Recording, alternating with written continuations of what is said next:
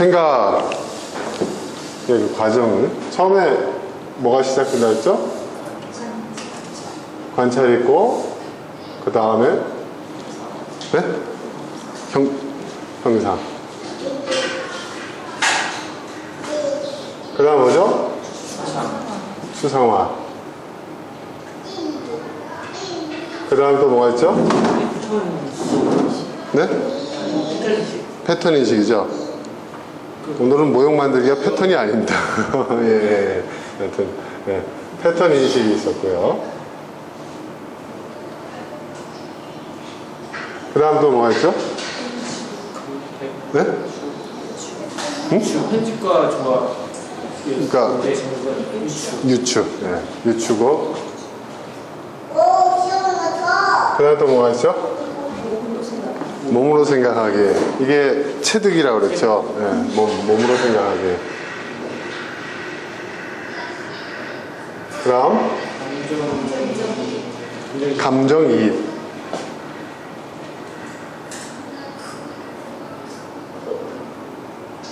그 다음 지난주에 우리가 했던 차원적 사고.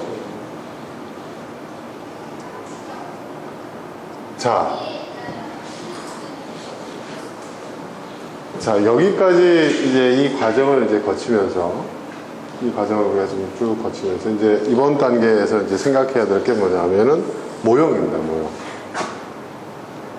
모형 만들기입니다. 좀 길게 얘기하면.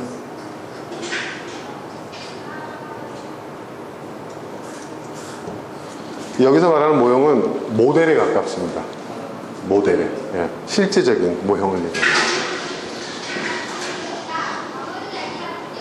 자, 그 화가가, 예술가가 그림을 이제 그리기에 앞서서 작품을 구성하기에 앞서서 이제 똑같은 이러한 과정들을 거치지 않습니까? 그죠?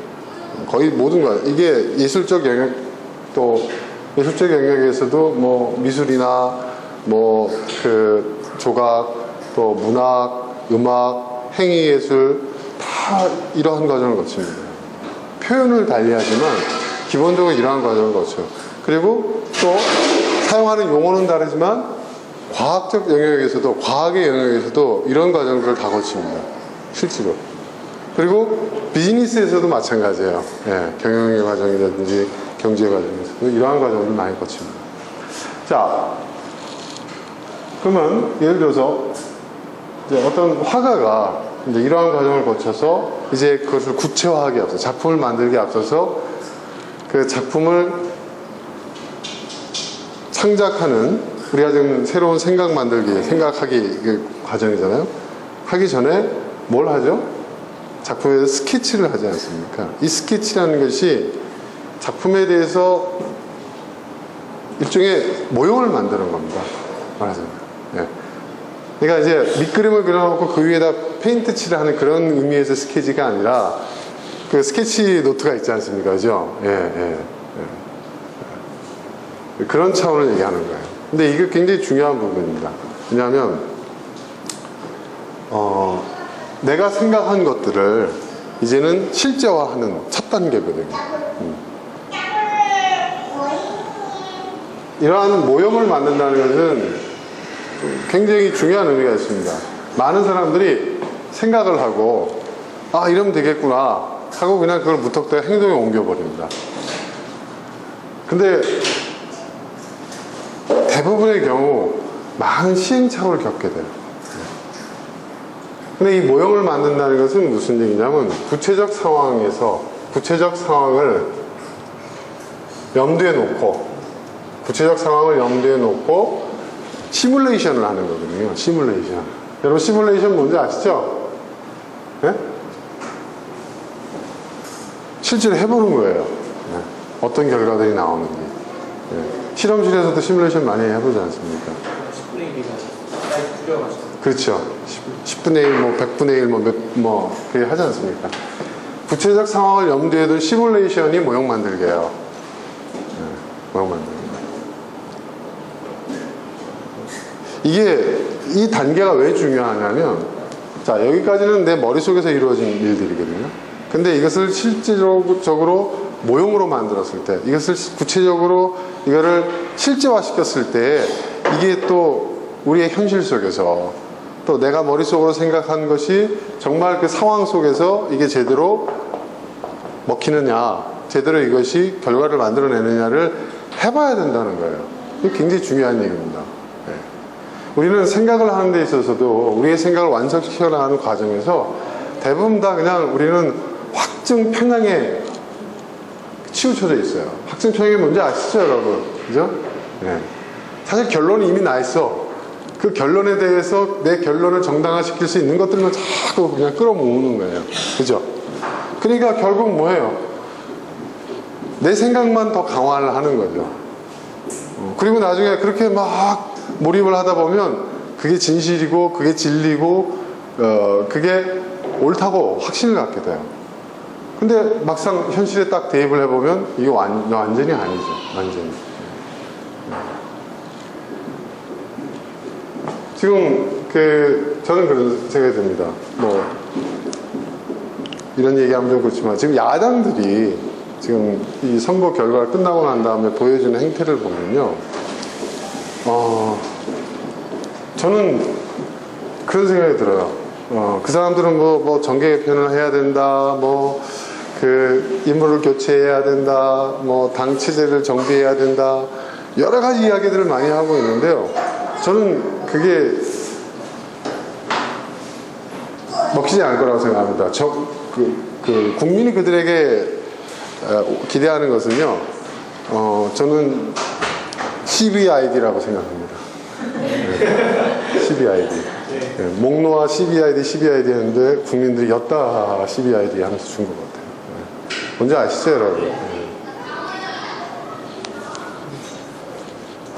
근데 왜 사람들은, 우리가 볼 때는, 시민들이 볼 때는, 민주적, 우리 한국의 시민들이 이제, 우리 국민들이 이렇게 바라볼 때는 도대체 이해가 안 되는 말과 행동들을 해요. 왜 그런지 아세요? 확증 편향에 갇혀있기 때문에. 이념의 문제도 아닌데, 여러분. 이념의 문제도 아니에요. 여러분, 진짜 이념주의자들은요, 굉장히 유연합니다. 여러분, 전 세계의 보수 진영을 이끌고 있는 그 단체가 있는데, 제가 그 단체 이름이 지금 기억이 안 나는데, 영국에 본부가 있어요. 그게 뭐냐 하면 영국의 보수당이 계속 노동당한테 참패를 하다가 어느 순간에 이제 다시 정권을 되찾아오고 또 안정적으로 영국을 이끌어 나가는 어떤 그런 상황 속에서 유럽의 어떤 보수적 역량, 보수주의자들의 어떤 역량을 강화시키고 그 영향력을 확대시키는 모태가 됐는데, 그 핵심이 뭔지 아세요? 그게 뭔지 아세요? 기억나실지 모르겠지만은 젊은 총리 누구죠? 영국에? 그 총리를 30대에 영입을 해가지고 대세주자 키워서 노동당의 모든 정책과 그 이념을 보수당이 다 흡수해버려요. 네, 다 흡수해버려요. 네. 여러분, 이념이라는 것은 절대화시킬 수 있는 게 아니에요. 이념이라는 것은 시대적 상황에 따라서 유연하게, 이념이라는 게 뭡니까? 이념이라는 게 뭐예요? 네? 이념이라는 것은 시대정신을 추구하는 거거든요. 시대정신을 어떠한 관점에서 어떠한 과정으로서 우리가 추구하겠다는 그런 것인데, 그렇기 때문에 이념은 언제든지 유연하게 변할 수가 있는 거예요. 그리고 지금 여러분 보십시오. 지금 탈냉전 시대고요. 이념이라는 것은 별 의미가 없어요. 여러분 우방이 어떻고 혈맹이 어떻고 이런 소리를 하는데요. 우리나라 대한민국은요, 미국에서 혈맹이라고 생각 안 합니다. 네, 솔직히 닦아놓고 얘기해서. 그렇지 않습니까? 미국이라는 사회에서 미국이 생각하고 있는 혈맹이라는 것은 서방 G7이 그들의 혈맹이에요. 2차 대전때 함께 피를 흘렸던 그 사람들 중심으로 해서. 근데 요번에 보세요, 여러분. 싱가포르 오기 전에 G7 어떻게 깽판 치고 오지 않았습니까? 요즘 시대가 그래요. 자국의 이익을 위해서는요, 이면이고 뭐고 우방이고 없어요. 네? 근데 우리는 혈맹이 어떻고 저떻고 일단 내가 볼 때는 그게 바로 시대의 퇴물들이 하는 이야기들입니다. 딱 거기에 좀 갇혀 있는 거예요. 그러니까 모든 걸 그런 시각으로 보는 거예요. 그러니까 변화가 보이지를 않는 거예요. 네. 그러니까 여론조사도 안 믿는 거예요. 다 자기네들이 생각했던 자신들에게 확증 평양에 부합되지 않는 것들은 다 거짓이고 조작이고 뭐 그런 거예요. 근데 선거 결과는 현실이거든요. 진실이거든요. 그렇잖아요. 근데 제가 볼 때 그 끝나고 나서 하는 결과를 보니까 제가 볼 때는 달라질 것 같지가 않아요. 제가 볼 때. 아직도 뭘 모르거든요. CBI 되거든요. CBI. 그러니까 그것을 우리가 이러한 모형을 만들고 또 이런 구체적 상황에서 시뮬레이션 하는 과정에서 무엇이 드러나냐. 이게 구체적 상황이라는 것이 어떤 의미냐면은 내가 어떤 문제를 해결하려고 하고 또 어떤 새로운 어떤 그 변화를 우리가 가져오려고 할 때 이것이 내 머릿속에서는 그게 가능한데 내 머릿속을 떠나서 내가 살고 있는 현실 그 현실 속에서도 내가 그것을 적용하고자 하는 구체적인 상황에 그 상황 안에서 이걸 돌려봐야 된다는 거예요. 이게 과연 되겠는가? 이게 과연 되겠는가? 근데 중요한 거예요. 그리고 그렇게 했을 때 내가 예상치 못했던 어떤 결과들이 나타날 수가 있어요. 그러니까 여러분이 모형을 만든다는 것은 한 번으로 만드는 게 아니라 가장 그죠? 사실은 이게 그렇습니다. 모형을 딱 만들어 놓고요. 이 시뮬레이션을 해보고 다시 이 절차를 밟는 겁니다. 다시. 그리고 이 모형을 뭐예요? 이 모형의 완성도를 계속해서 높여나가는 거예요. 그 작가들이 예술가들이 그렇게 하지 않습니까? 그죠? 만들어 놓고 다시 처음부터 또 이렇게 리피트 하면서 이러한 절차를 여러 번 작가들도 마찬가지거든요. 습작을 해놓고 그죠? 문학가들도 제가 아는 시인 한 사람도 보면요 시 한 편을 쓰기 위해서 그 습작을 합니다. 습작. 그러니까 어떤 주제에 대해서 모든 것을 다 써요. 쓸 수 있는 거. 그리고 그 다음부터는 무조건 다 뺍니다. 가장 마지막에 남은 거. 참 저는 시 한 편 쓰는 건 간단할 거라고 생각하는데 그 소설가들이 오히려 시 쓰기가 더 어렵다 그런 얘기를 하잖아요. 왜냐하면은 그 한정된 작은 그 몇 안 되는 단어 안에 모든 의미를 거기다 함축을 시켜야 되기 때문에 굉장히 어렵다는 거예요. 그래서 아무튼 이러한 과정들이 굉장히 필요하다는 거죠. 근데 이건 우리의 일상생활 속에서도 그대로 적용할 수 있는 겁니다. 우리 아이를 교육할 때든지 또는 우리의 가정을 뿌려나가고 또 우리 요즘 뭐 재테크도 해야 되잖아요. 재테크를 해야 된다든지 모든 면들에서 이런 것들이 굉장히 필요한 거죠. 그리고 더 중요한 것은 그 혁신을 이뤄낸 혁신가들 그런 사람들 보면은 대부분 다 이 모형 만들기에 굉장히 철저했다는 거예요. 여러분 아시죠? 빌 게이츠가 빌 게이츠가 아니고 저 스티븐 잡스가 애플 컴퓨터를 만들 때 그 모형을 뭐 100 몇십 회인가 이거를 수정을 했다고 하죠. 그래서 그걸 가지고 이제 그래서 사람들이 그 마이크로소프트를 기반으로 하고 일반적 PC하고 애플 PC하고는 이게 여러분 사실 성능 차이는 그렇게 많이 나지 않습니다. 솔직히 말해서. 그런데도 불구하고 이렇게 가격 차이가 많이 나잖아요. 왜 그럴까요? 애플은 소장 가치가 있다고 얘기를 합니다. 실제로 제가 애플 구형 모델들이 아주 고가에 이렇게 경매되고 하는 것을 제가 본 적이 있습니다. 그게 뭐냐면 하나의 작품으로 보는 거죠. 애플 컴퓨터. 그러니까 부가가치가 상당히 높아요. 네.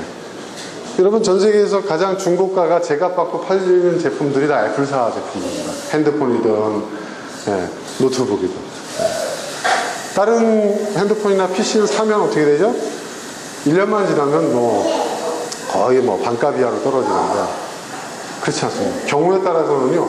지금 애플 초기 모델 있지 않습니까? 여러분 중에서 혹시 그거 있는지 모르겠어요. 그 애플 초기 모델 스마트폰 있잖아요.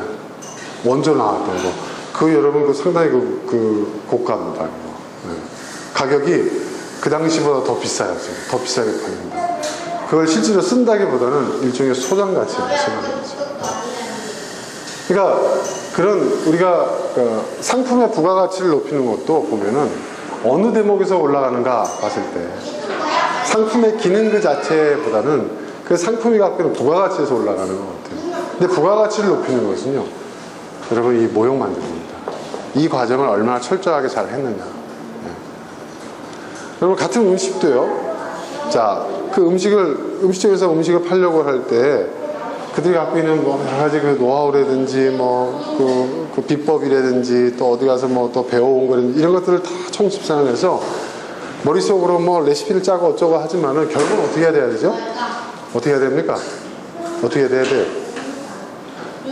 모형을 만들어 갑니다. 제가 인도네시아에서 굉장히 그 뭐라 그럴까요? 제가 그 당시에 볼 때는 이거 한국에 들여놓으면 히트 칠 수 있는 메뉴다, 카페 신메뉴다라고 생각한 게 있었어요. 그게 뭐냐면 이 커피잔에, 그러니까 라떼인데요, 라떼하고 위에다 연유하고 그 다음에 사탕수수 가루를 많이 뿌려요. 그걸 한 다음에 그 위를 어떻게 하냐면 이 횃불 같은 거 있잖아요. 숯불 같은 거 있잖아요. 숯불 같은 걸로 그 위를 이렇게 딱 대요. 그럼 어떤 일들이 벌어질까요? 그럼 그 위의 상태가, 여러분 뽑기 아시죠? 뽑기. 얇은 뽑기와 같은 막이 딱 생겨요. 네. 근데 그 모습이 진짜 볼케이노 같아요. 화산. 인도네시아 화산이 많잖아요. 그죠? 네. 근데 그거를 숟가락으로 젓지 않고 그거를 그대로 들어가지고 이렇게 마시잖아요. 그러면은 그 위에 있는 그 얇은 막이 녹으면서 커피와 함께 아주 묘한, 라떼보다 훨씬 진한 맛을 내는 거예요. 제가 그걸, 이거 한국에서 히트 칠 수 있겠구나 해가지고 제가 당장 이제 도입을 했어요. 도입을 했는데 이게 달라요, 이게. 한국에서는 무슨 숯불을 들을 수 있습니까? 횃불을 들 수 있습니까? 한국에서 할 수 있는 건 뭐죠, 여러분? 토치죠, 토치. 근데 토치로 하면 여러분 어떻습니까? 사람들이 그걸 보면 드시고 싶으세요, 여러분? 힌트가 안 되네.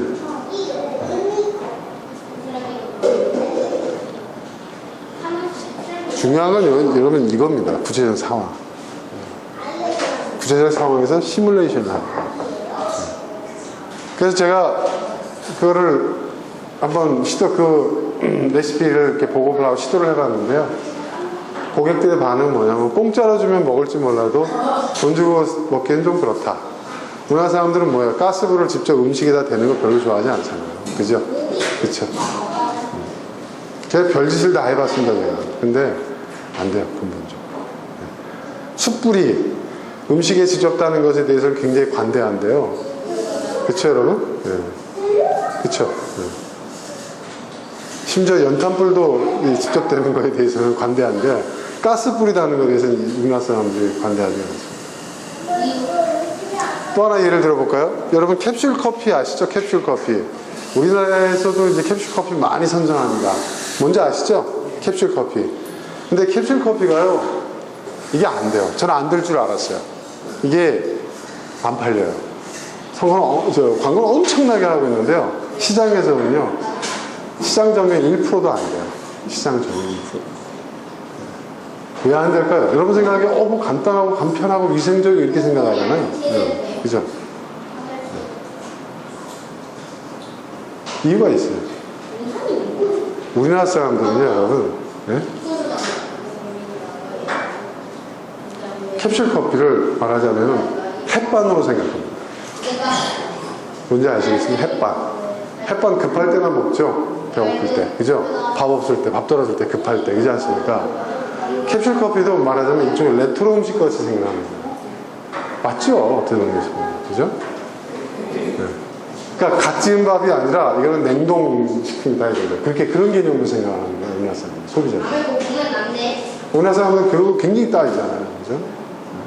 음식 하나 사더라도 우리는 어떻습니까? 유통기한이 뭐 1년이 됐는데도 3개월 지난 것들 이상 되는 것은 살려고 하지는 않아요. 우리 커피가 그렇거든요. 커피도 보면요, 유통기한이 1년이에요. 그런데 3개월 정도 지나잖아요? 바꿔달라고. 우리 인식이 그래요. 그러니까 안 되는 거예요. 그리고 캡슐 커피를 가지고 커피를 대접을 하면 굉장히 성의 없는 대접이라고 생각을 하는 거예요. 내가 먹는 건 먹더라도. 그러니까 그 엄청난 돈을 투입을 하는데도 우리나라에서 안 되는 거예요. 지금 캡슐 커피가 유럽에서는 여러분 엄청나게 유행이에요. 그거만 마셔요. 네. 네. 네. 네. 네. 그런데 그게 이 쌀밥을 먹는 문화권에는 통하지 않는다는 거예요. 중국에서도 안 통하고 일본에서도 안 통하고 우리나라도 안 통해. 네. 서양 사람들은 이해가 안 된다고 해요. 그래서 우리나라는요 시장을 지금 이렇게 침투하려고 유럽에 비해서 굉장히 싼 가격에 지금 캡슐 커피가 유통되거든요. 사실 유럽의 캡슐 커피가 상당히 비쌉니다, 여러분. 네. 굉장히 비쌉니다. 우리나라도 상당히 가격을 낮췄어도 비싸요, 사실. 그러니까 요즘 또 캡슐 커피 또 이 유통하는 사람들 또 속 터지는 일이 뭐냐면 우리나라 사람들 그런 거 잘하잖아요. 여러분 전 세계에서 프린터기에 자동 리필기를 채워놓은 나라가 우리나라밖에 없습니다. 다 아세요? 그거 우리나라 히트 상품입니다. 네. 네. 그걸 본받아 지금 중국, 동남아시아에 있는 여러 나라들이 그걸 하고 있어요. 네. 그러면 또 이제 제조사들은 그걸 못하게 하려고 계속 바꾸는데 그걸 계속 따라갑니다. 또 우리나라는 그런 게 아주 그냥 빠르거든요. 근데 캡슐 커피 리필 업체도 있습니다. 캡슐을 버리지 말아야 합니다. 네. 그걸 모아주면, 갖다 주면 거기다가 채워주고, 예, 채워주고 뚜껑까지 실링해서 주는 분들이 있습니다. 대단하죠. 네. 가격은 정상 제품의 3분의 1 가격. 예. 대단합니다, 우리나라 사람들. 그러니까 제 얘기는 무슨 얘기냐면 모형을요, 우리가 좋은 모형을 들여오는 것에 대해서 많이들 얘기를 합니다. 그런데 그것이 잘 안 되는 이유가 이게 안 되는 거예요. 이게 다르거든요. 네. 통하는 경우도 있죠. 하지만 이게 안 되는 거예요. 자, 여러분, 오늘 본문에 보면 성막, 본문 좀 띄워주시겠습니까? 오늘?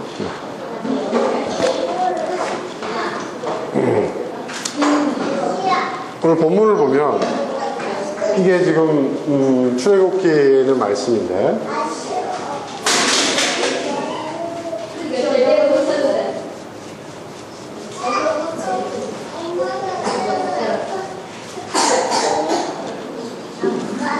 네.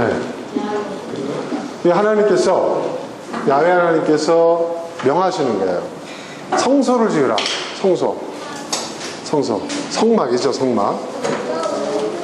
그런데 이렇게 말씀하십니다. 내가 너에게 보여주는 모양과 똑같은 모양으로 성막과 거기에 쓸 모든 기구를 만들어라. 성막을 하나님께서 지으라고 명하신 목적은 뭐예요? 하나님이 멀리 계신 하나님이 아니라 그 백성들 가운데 백성들과 함께 하시는 하나님이라는 것을 보여주려고, 그를 백성들로 하여금, 이스라엘 백성들로 하여금 느끼도록 하기 위해서 성막을 지으라 라고 말씀하십니다. 성막을 지으라.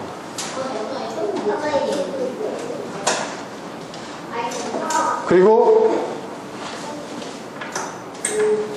모세에게 보여주는 모양, 그리고 그것과 똑같이 만들어라.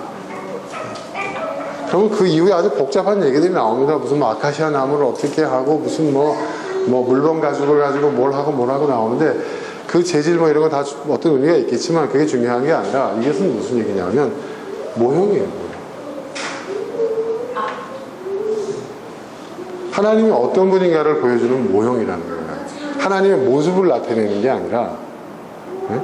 하나님의 모습은 우리의 모습, 그것도 아니죠. 그러니까 하나님께서 하나님이 어떤 분인가를 그 백성들 가운데 보여주기 위한, 하나님을 보여주기 위한, 하나님을 느끼게 하기 위한 하나의 모형이었다는 거죠. 모형. 네. 모형이었어요.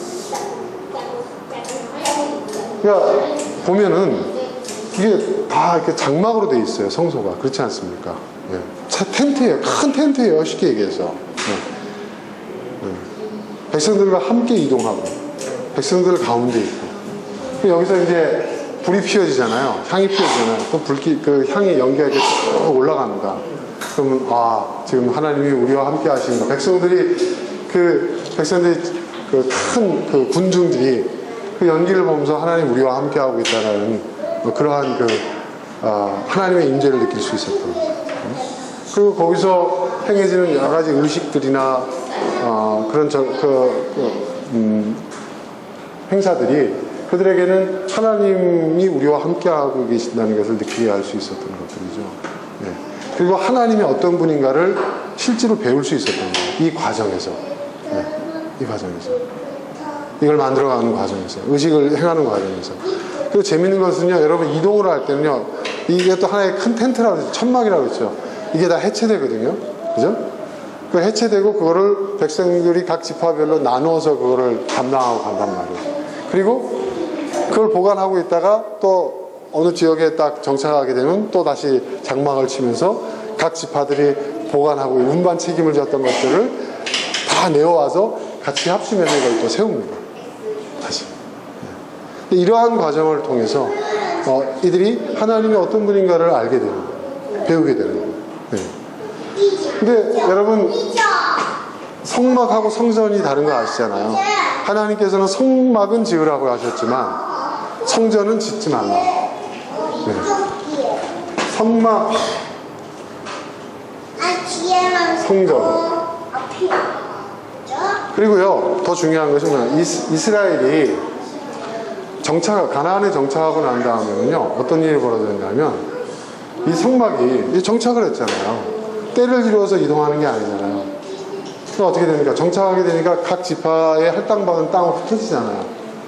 그러니까 이 성막을 한 군데에서 둔다는 것은 너무 어렵다.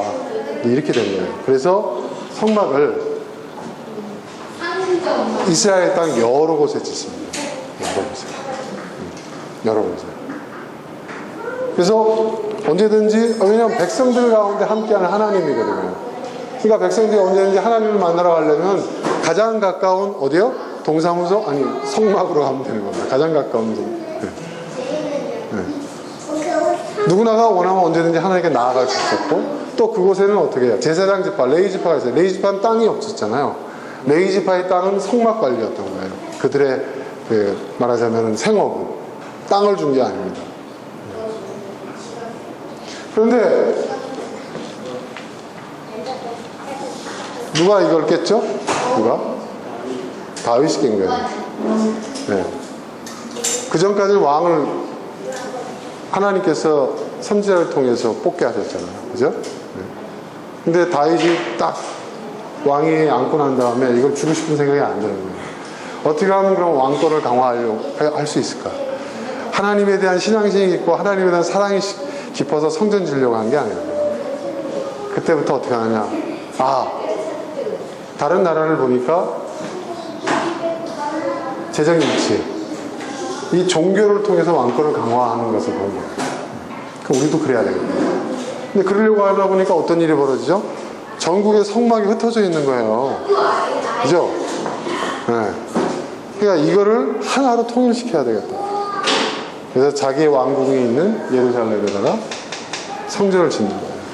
하나님께 예배를 드리려면 어떻게 해요? 여기 와서 예배를 드려야 돼요. 하나님께서 성전을 짓지 말라고 그렇게 얘기하시죠. 계속 금지해야죠. 그래서 막 다윗이 억지로 막 지으려고 하면 막 재앙을 내리시고 하나님 경고하시고 막 그랬잖아요. 그러니까 자기 딴에는 못하니까 이제 어떤 일이 그 아들이 이어져요. 솔로몬. 그러니까 어떤 일이 벌어지냐면은 니네가 뭐냐 이거죠. 네? 유다 지파 니네가 뭐냐 이거예요. 다른 12지파 입장에서 보면 야 니네가 뭔데 성전을 갖다가 짓고 하나님 믿으려면 예루살렘에 있는 이 성전에서만 예배드려야 된다고 이따위 소리를 하느냐. 우리에게 성막이 있다. 우리 성막에서 계속 예배드리겠다.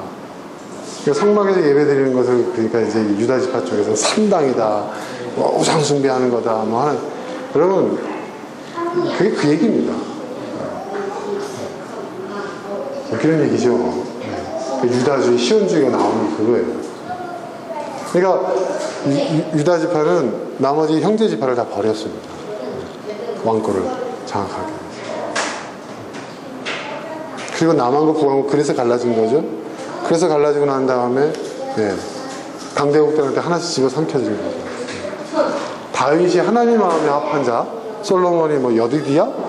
저는 그건 다 저희 용비어 창가 부르는 후대 사람들 붙인 거라고 생각합니다. 이 사람들은요, 성전을 지은 것은요, 그 성전 지은 것 때문에 예수님 내려오셨잖아요. 성전을 폐하시려고. 그죠? 여러분, 그래서 우리가 구약성경을 잘 읽어봐야 돼요. 이 기록자가 어떠한 관점에서 바라보고 있는가. 성전을 통해서 하나님을 알 수 있는 게 아니에요. 성전은 오히려 뭐예요? 폐해져야 할 것. 이스라엘 역사를 망친 주번이 여기입니다. 근데 우리나라는 이 성전 교회 짓을 때 얼마나 이것 때문에 지금 망한 거거든요. 성막이에요, 성막. 이 성막이 하나님이 우리에게 유일하게 제시하신 모형이에요. 그게 모형이에요. 그리고 성막을 잘 연구하면요, 이 성막을 연구하면 그 안에 담겨져 있는 어떠한 그 의미들 이렇게 잘 이렇게 살펴보면 이 기독교 세계관과 굉장히 일치하는 부분이 있습니다. 그러니까 모형이라는 것은 굉장히 중요한 거예요. 우리 기독교 신앙에서도 모형이라는 건 굉장히 중요해요. 그러면 지금 우리가 살고 있는 이 현재는 모형이 뭡니까? 우리의 모형이 뭐죠? 교회의 모형이 뭡니까? 우리가 흔히 하는 얘기가 있잖아요. 교회는 뭐다? 뭐다? 뭐 이런 얘기 하잖아요. 그리스도의 몸. 여러분, 그리스도의 몸, 교회는 그리스도의 몸이라는 얘기가 무슨 뜻인지 아세요? 제가 어느 부분 강사가 교회는 그리스도의 몸이다라는 걸 놓고 설교하는 거 보고 제가 기겁을 했는데, 몸은 살찌워야 돼. 교회 헌금 많이 하십시오. 이런 식으로 설교를 하더라고요, 제가. 그리스도의 몸은 얼마나 귀해. 그 부활신 영광의 몸. 교회는 항상 모든 것이 영광돼요. 그래서 막, 제가 그걸 보면서, 저 양반은 우리 회사 영업사원으로 내가 스카웃을 해야 되겠다. 와, 탁월하다. 그런 생각이 들더라고요. 그리스도의 몸이라는 것은 뭐냐면, 교회라는 것은 뭐냐? 교회는 어떠한 모형이 되어야 합니다. 그리스도의 몸과 같은 모형이 되어야 됩니다. 그리스도의 몸이 뭐예요? 우리를 위해서 십자가에 못 박고, 채찍에 맞고, 가시관에 찔리고, 창에 찔리고, 그죠? 우리를 위해서, 세상을 위해서 희생하는 것이 그리스도의 몸이에요. 그렇죠? 희생 제물로 바쳐진 것이 그리스도의 몸이에요. 교회는 뭐냐? 세상을 위해서 희생해야 하는 곳이라는 거예요. 그게 그런 의미예요. 그리고 그리스도의 몸이라는 그 의미의 또 한 가지 의미는 뭐냐면, 그리스도께서 하신 일들이 있잖아요. 그리스도께서 구제하시고 가르치시고, 그렇죠? 봉사하시고 희생하셨잖아요. 그리스도께서 그 몸으로 하신 일을 계승하는 사람들이에요. 그게 그리스도의 몸으로서의 교회예요. 그러니까 무슨 얘기냐면, 그런 일을 안 하는 교회는 교회가 아니라는 거예요. 근데 우리는 교회의 모형을 그리스도의 몸에 두지 않고 구약의 성전에다 갖다 놓잖아요. 그죠? 그러니까 뭔가 한국 교회가요, 여러분, 사실은 굉장히 이단적 요소가 굉장히 강합니다. 사실. 그렇습니다. 그러니까 구속사적 성서관으로 바라보게 되면은 한국 교회가 굉장히 이단적 요소가 많아요. 교회를 가리켜서 성전이라고 말하는 전 세계 기독교 교회가 없어요. 왜? 성전은 무너졌거든요. 성전은 폐했거든요.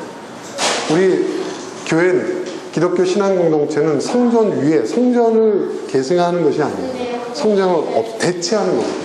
성전은 그야말로 CBID 된 거거든요. 기독교 역사에서. 근데 우리는 그거를 대상해요. 그리고 그래서 주일을 안식일이라고 주장하는데도 우리나라밖에 없어요. 여러분, 주일은 안식일이 아닙니다.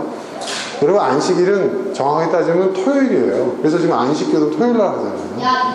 주일은 뭐예요? 예수님이 부활한 날이 주일이에요. 예수님이 금요일 날 돌아가셨잖아요. 그죠? 사흘 만에 부활하셨잖아요. 주일 날 아침에 부활하셨거든요.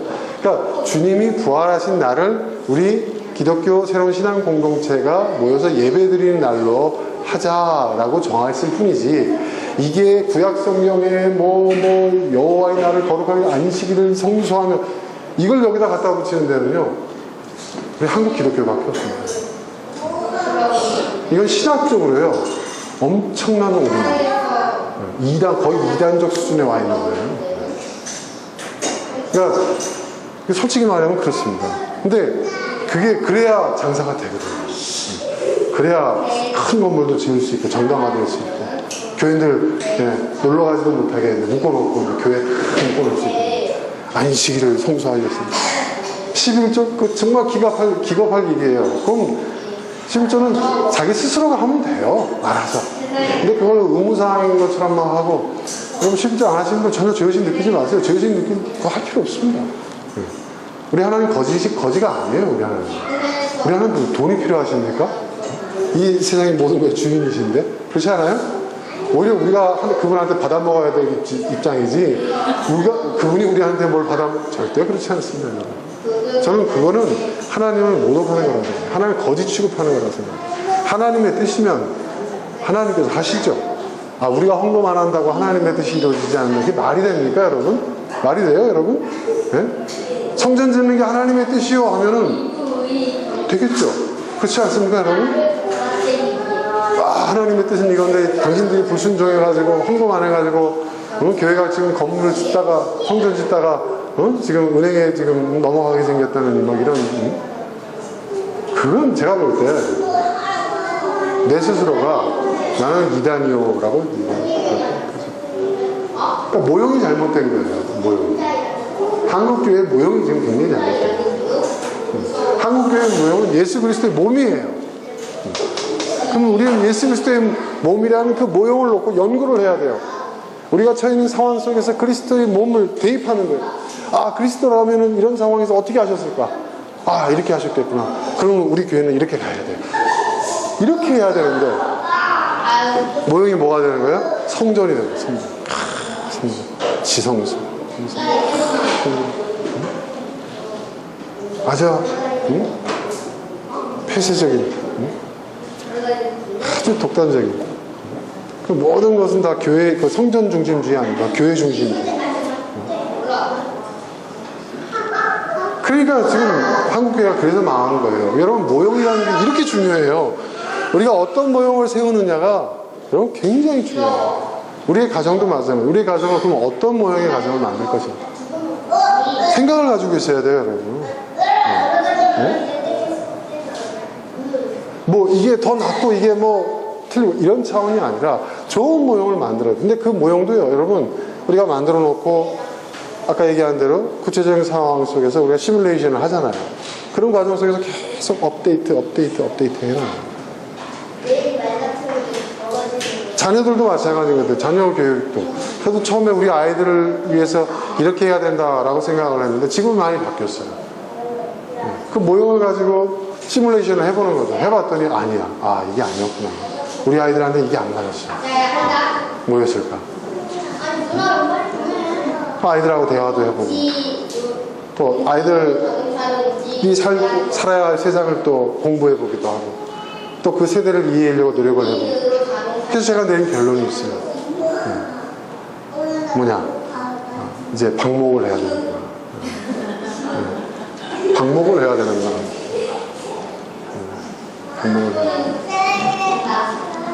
근데 옛날에는 애들이 그렇게 자유를 달라고 얘기를 했는데요. 저한테. 저희 집사람은. 그러니까 막상 제가 방목을 딱 하겠다고 하니까 애들이 겁을 내요. 왜 우리를 밀어내려고 하네요, 애들이. 엄마 아빠 인생에서 꺼져 달라는 거냐, 뭐 이런 식이죠, 이제 애들. 그게 아니다. 그러니까 언젠간 너희들도 이제 뭐 저희 아이들 이제 다 컸습니다. 이제 경훈이 이제 7월 13일 날 졸업하고 들어옵니다. 이제 지가 먹고 살아야죠. 요즘 굉장히 인생에 대한 회의로 지금 가르쳐 있습니다. 인생 별거 없대요. 저한테 그런 얘기하는 별거 없지. 네. 근데 이제 자기가 그래서 제가 이제 한마디씩 던져줍니다. 네가 준비해야 될 것 어떤 것들. 이제는 현실적이 돼야 된다. 막연하게 생각하면 안 된다. 아빠 더 공부할 수 없을까요? 아니. 너 더 공부하고 싶으면 네가 알아서 해. 네, 그랬습니다. 아빠가 해줄 때까지 여기까지. 이제 취직해야 되니까 여러 가지 여러 군데 알아보고 열심히 이제 하고 있어요. 근데 제법 자기 길을 찾아가고 있습니다. 이제 지금 이제 우리 아들이 굉장히 심적 부담이 많습니다.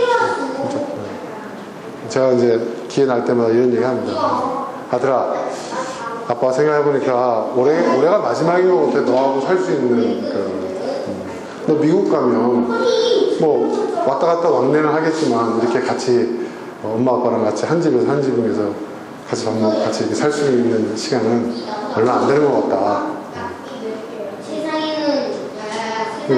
저녁에 그런 얘기하면 그래 난 졸업하면 미국에서 내 꿈을 펼치면 살 거야 뭐 이런 소리를 했었어요. 근데 요즘은요 제가 그런 얘기 하잖아요. 저번에 그래요. 정세론 아빠 그런 얘기 좀 안 하면 안 돼? 저한테 그러더라고요. 왜? 그랬더니 아빠가 나한테 그 날짜를 통보한 것 같다는 느낌이 든다. 내년까지는 집 띄워줘. 이제 이런. 근데 그렇게 하니까 또 스스로가 자기 인생에 대한 책임감도 느끼는 것 같아요. 그렇게 해도 되는 때가 온 것 같아요.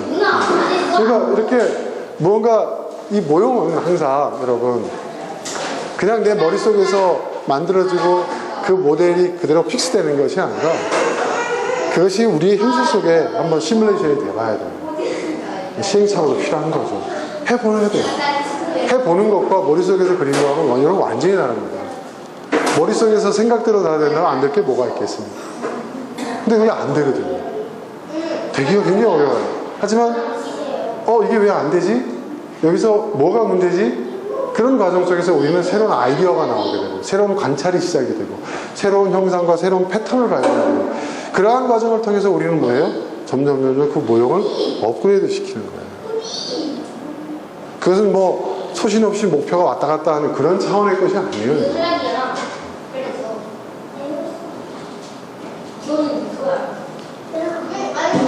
자, 실험실에서 시뮬레이션이 실패하게 되면 어떻게 합니까? 그렇죠. 그 시뮬레이션을 다시 하시는데 그냥 무턱대고 하는 것이 아니라 그 시뮬레이션의 그 과정을 다 재검토하잖아요. 그렇죠. 무엇이 잘못됐는지. 네. 여러분, 우리의 생각도 마찬가지입니다.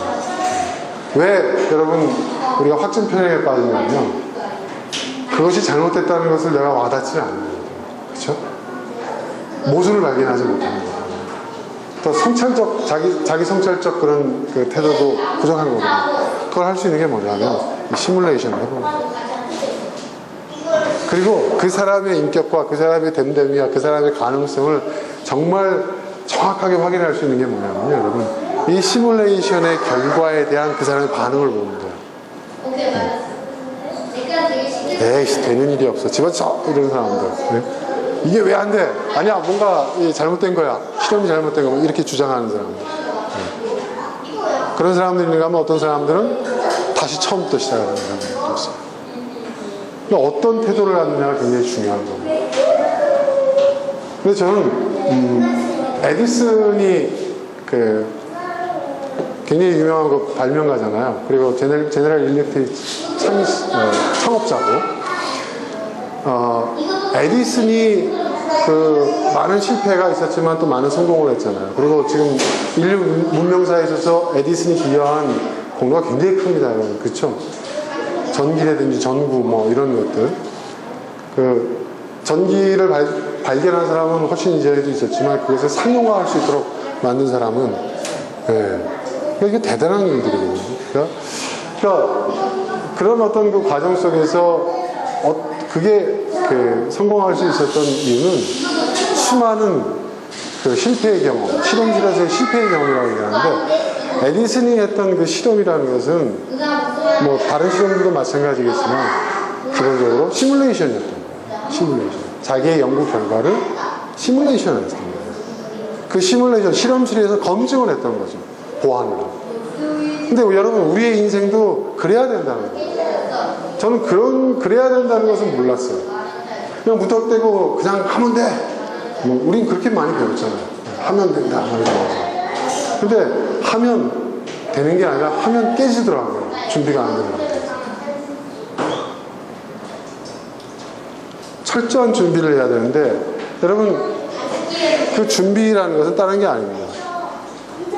시뮬레이션입니다. 시뮬레이션.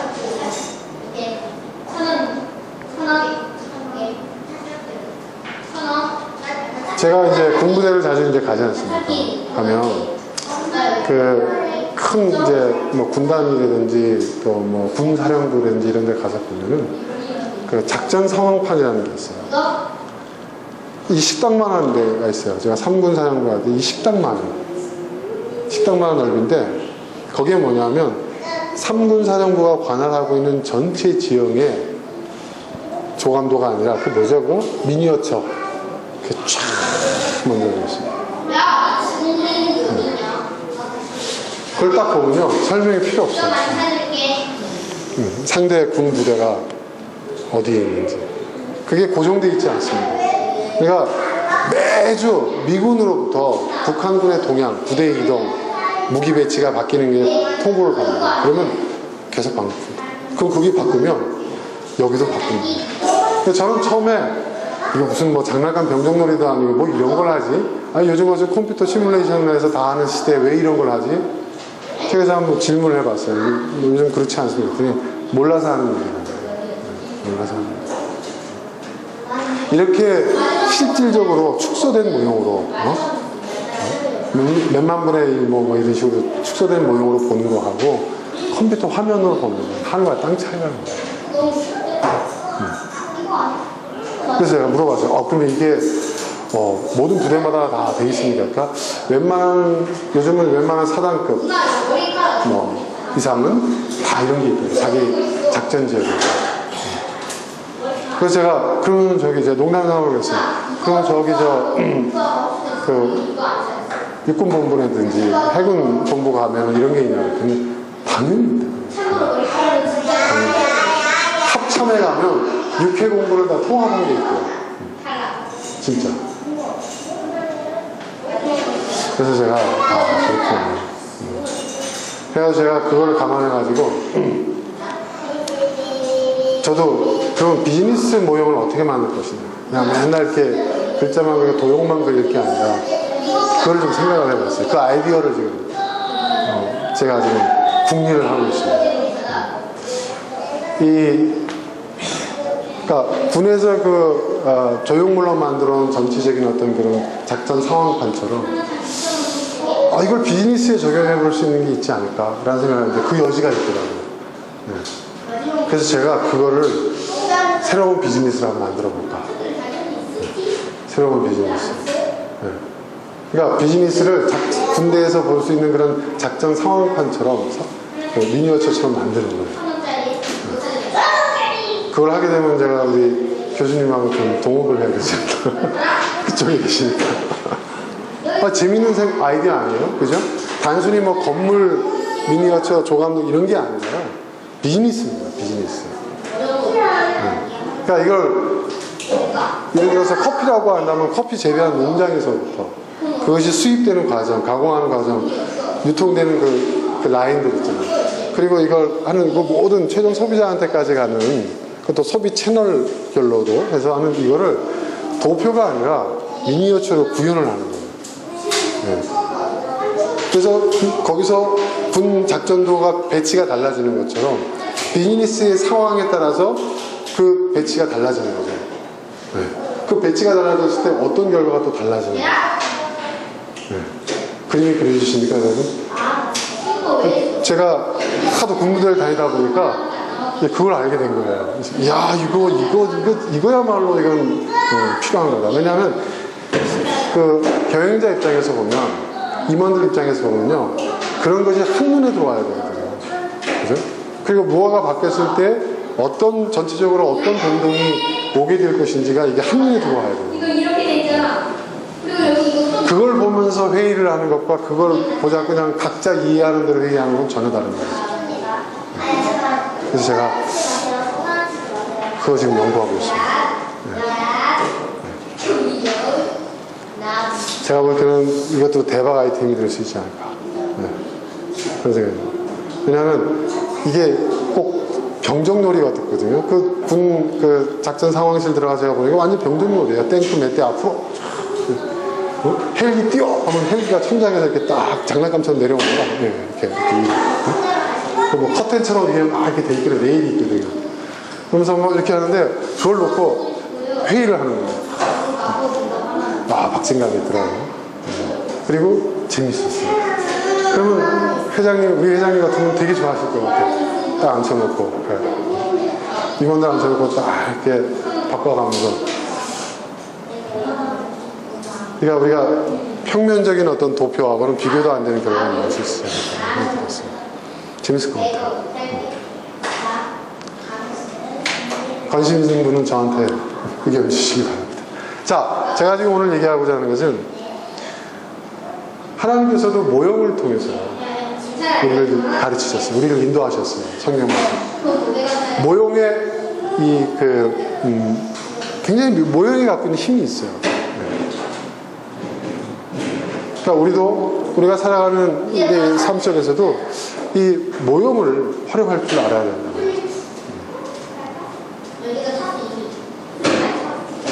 그 우리의 사고가 모형적 사고가 될 수 있어야 됩니다. 그렇게 될 때 우리는 많은 시행착오를 줄일 수 있고 또 그 모형을 우리가 시뮬레이션하는 과정 속에서 새로운 혁신들이 많이 떠오를 수 있다는 거죠. 해볼 때. 해봐야 됩니다. 그리고 저는 우리 아이들한테 자기의 생각을 정리하고 그 생각을 가지고 어떤 모형을 만드는 그런 훈련들을 좀 부모님들이 좀 어릴 때부터 좀 시켰으면 하는 그런 바람이 있습니다.